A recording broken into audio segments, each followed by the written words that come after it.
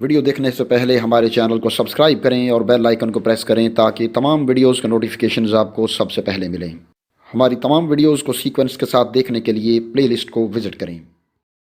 السلام علیکم دوستو، آج کل اسرائیل کا غزہ پر حملہ ہر طرف موضوع بحث بنا ہوا ہے، اور اس صورتحال میں مسلم ممالک کی عوام عرب ممالک کی طرف سے روایتی بے حسی پر بھی نوحہ کنعاں ہے۔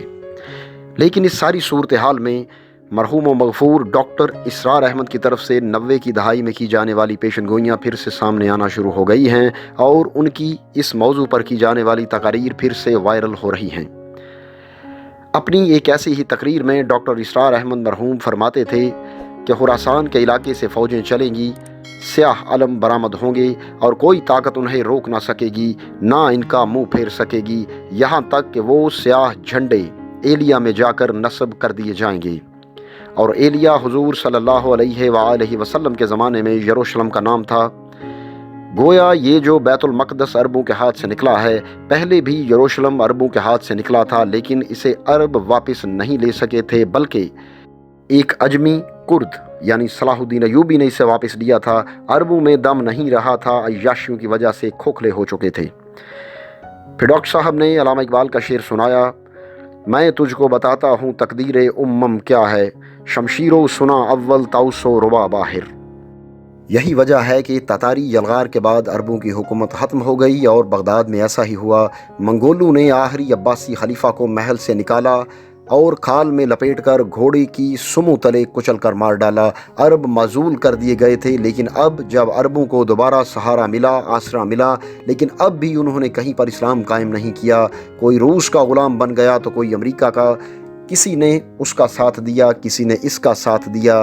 تہذیب ہے تو مغربی، تمدن ہے تو مغربی، وضع میں تم ہو نصارہ تو تمدن میں ہنود، یہ مسلمان ہیں جنہیں دیکھ کر شرمائیں یہود۔ یہی معاملہ جب ان کا ہوا تو اللہ تعالیٰ کی طرف سے ان پر عذاب کی بھٹی گرم ہونے والی ہے، لیکن اس کے بعد وہ یہاں سے جائیں گے اور ان کی مدد کریں گے، اور ایلیا کو واپس لینے والے یہ مشرق سے چلنے والے لشکر ہوں گے۔ یہ اسی علاقے میں جب انقلاب آ جائے گا، یہ علاقہ خراسان اور پاکستان، جب یہاں پر نظام خلافت قائم ہو جائے گا، یہاں سے اسلام کی توسیع ہوگی، یہاں سے مشرق کی جانب ہند اور مغرب کی جانب جو یہودیوں کا سیلاب آ رہا ہے، یعنی اس وقت ڈاکٹر صاحب نے یہ افغانستان پر امریکی حملے کے حوالے سے بات کی تھی کہ مغرب میں یہ جو یہود کا سیلاب آ رہا ہے، ان دونوں کا مقابلہ کرنے کے لیے انشاءاللہ العزیز ان دونوں کا مقابلہ یہاں سے جا کر لشکر کریں گے۔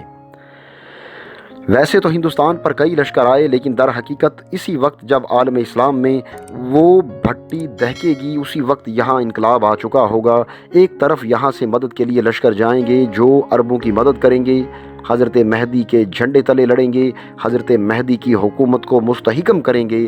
دوسری طرف وہ ہندوستان کی طرف پیش قدمی کریں گے، اور اس وقت جیسے یہ سیلاب نکلا تھا جزیرہ نما عرب سے، ایک دائیں طرف اور دوسرا بائیں طرف، ایران، افغانستان، ترکستان، اور ادھر مصر، لیبیا، الجزائر، مراکش، موریتانیہ، انشاءاللہ اسی طریقے سے اس علاقے سے آگے اس کا آغاز ہوگا اور بات آگے بڑھے گی۔ تو اس سب کا اصل حاصل کیا ہے؟ وہ یہ ہے کہ یہ ہونا ہے اور یہ ہو کر رہے گا۔ پچھلے آثار ثابت کر رہے ہیں کہ یہ ہو کر رہے گا۔